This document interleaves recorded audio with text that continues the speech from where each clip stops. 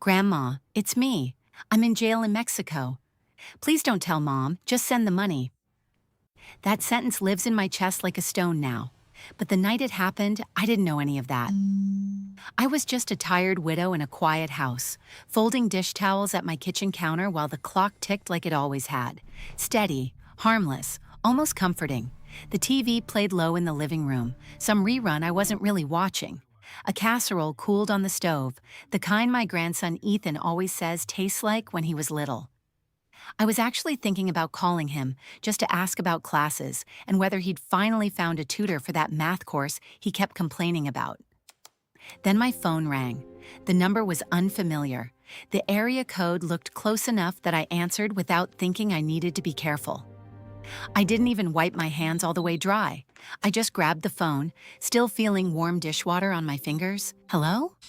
What came through was chaos. Voices in the background, a hollow echo, a loud hum like an airport terminal. Then a voice, young, breathy, strained, like it was fighting tears.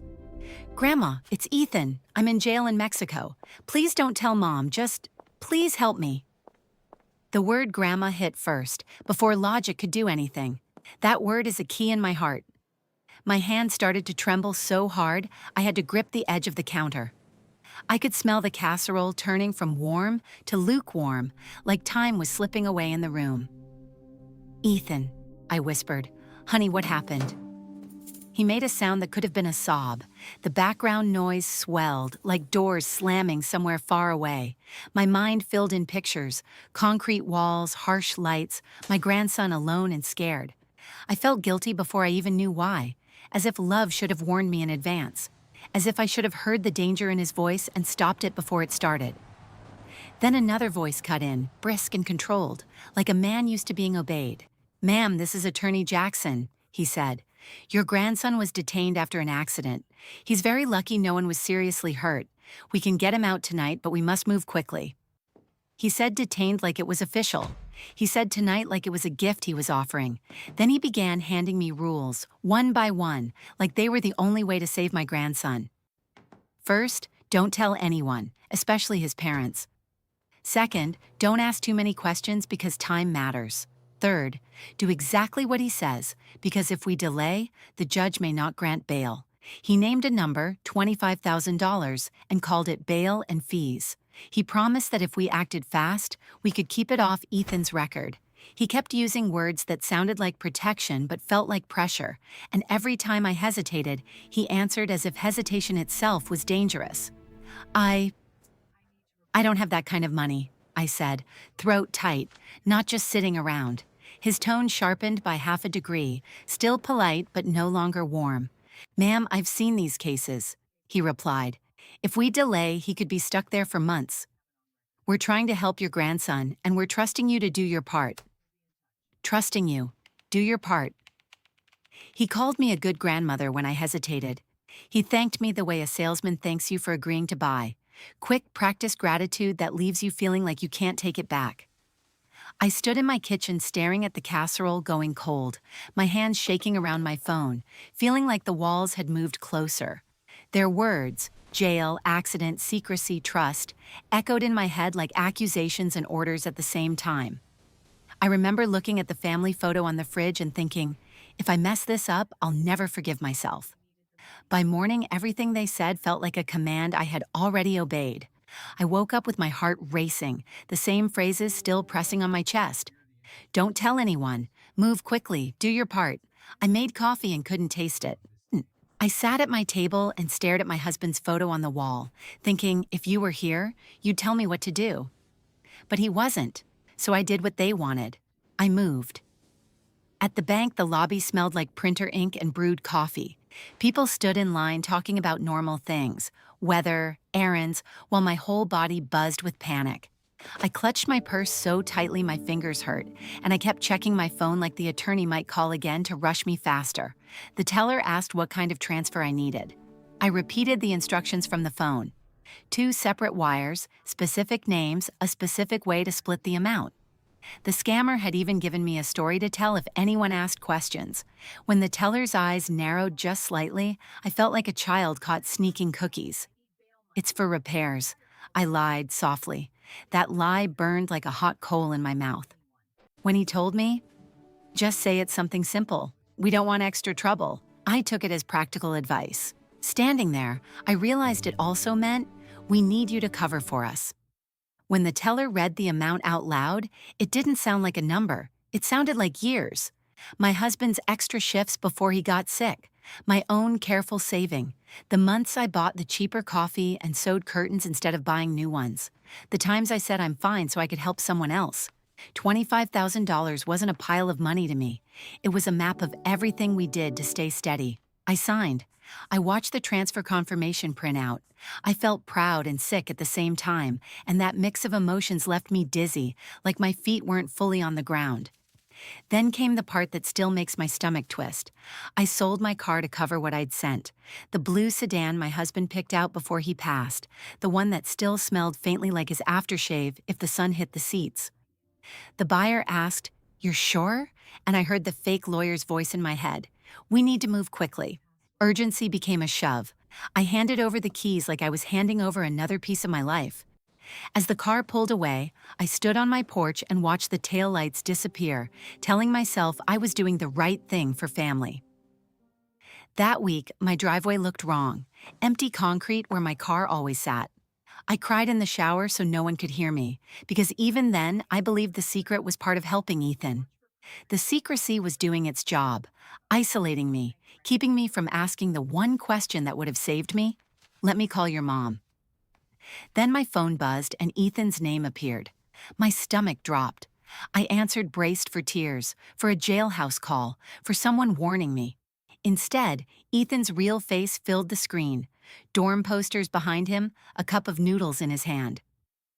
"Hey, Grandma, just checking in. How are you?" For a second, I couldn't speak. The silence in my head was deafening. I heard that other voice again, "Grandma, it's me," and now it sounded like a costume being worn by a stranger. They hadn't only taken my money, they stole the way my grandson says my name. "Ethan," I managed, You're okay? You're at school?" He blinked. "Yeah, where else would I be?" "You sound kind of off." "Have you been out of the country?" I asked, voice thin and careful, like I was afraid the truth would break something else. "No," he said, frowning. "Why? Did something happen?" I didn't scream. I didn't sob on the call. I just sat very still while the truth arranged itself like broken glass. Strangers had borrowed my grandson's voice and used my love like a key to my savings. I kept my face calm because I didn't want Ethan to carry my panic, but inside I felt hollowed out, like my trust had been scooped clean. What finally cut through the fog was Ethan asking gently, "Grandma, can you show me the number they called from?" His tone held concern and a hint of disbelief, like he was afraid to say out loud what he suspected. That stung. It made me feel foolish in front of the very person I'd tried to protect. I pulled up my recent calls. He typed the number into his laptop. I watched his face change as he read. "Grandma," he said slowly, turning the screen toward me. "This number is on a scam warning site." Other people got the same call. We clicked through posts and warnings, background noise, a crying voice, a lawyer taking over, the same lines written again and again by strangers. "Don't tell anyone. We need to move quickly. Wire the money. Keep it off his record." Seeing those exact phrases typed by other people made my stomach twist. It meant they hadn't picked me because I was special. They picked me because I fit the pattern.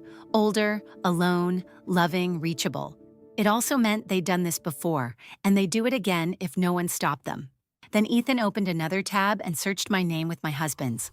The first thing that appeared was my husband's obituary. Our town, our ages, the names of our children and grandchildren listed neatly, public as daylight. Ethan looked at me, eyes soft. "They probably found you through this." Something cracked in a new place. That obituary was meant to honor a life. Realizing strangers used it like a shopping list, widow, grandchildren, names they could copy, made my resentment turn cold and steady. They hadn't just taken money, they touched something sacred and treated it like a map. I remember staring at my husband's name and thinking, even after you're gone, they found a way to take something from you. I took a long breath. "All right," I said, surprising myself with how firm I sounded. If they use this to find me, I want to understand how they work, and I want to stop them from finding the next person. That was my turning point. Still hurt, still ashamed, but done sitting in it. Ethan helped me log into online banking. We went through every transaction line by line. Each wire entry felt like a bruise I pressed on purpose. The memo line where I wrote repairs made my jaw clench. It was their lie, but in my handwriting. My hands shook at first, then steadied because anger, real anger, can sometimes hold you up when grief can't. He pulled up articles about grandparent scams. The words were blunt. They create urgency. They insist on secrecy. They sound official. They flatter you. They push you to wire money because it's hard to reverse. They had a script. I followed it perfectly. But the shame shifted when I understood the truth. I wasn't weak. I was targeted by people who study emotions like tools. They didn't talk me into anything by being clever. They cornered me by being cruel and practiced. So I picked up the phone again, this time for a different reason. The same device they used to reach into my house would be the way I push back. I called the bank's fraud department and told the story from the beginning. The background noise, the crying voice, the attorney, the secrecy, the wires, the car sale. Saying it out loud changed the shape of it. It became evidence. The bank opened an investigation and tried to recall the wires. They couldn't promise anything, but they could try. After that, with Ethan beside me, I filed a report through the FBI's online complaint form and gave local police every detail I could remember. Dates, phone number, amounts, the names they used. The officer said, "These criminals target good people. They count on your kindness."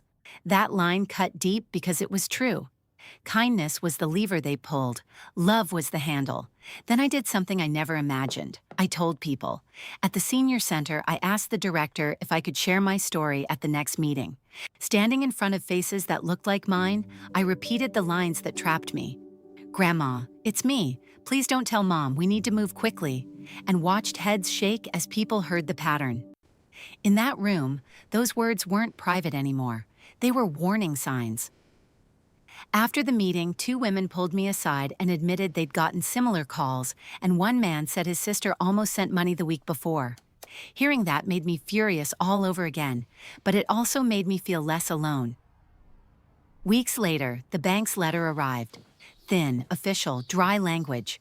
I opened it at the same table where this started. We were able to recover a portion of the funds. Relief came first. Real, steady relief.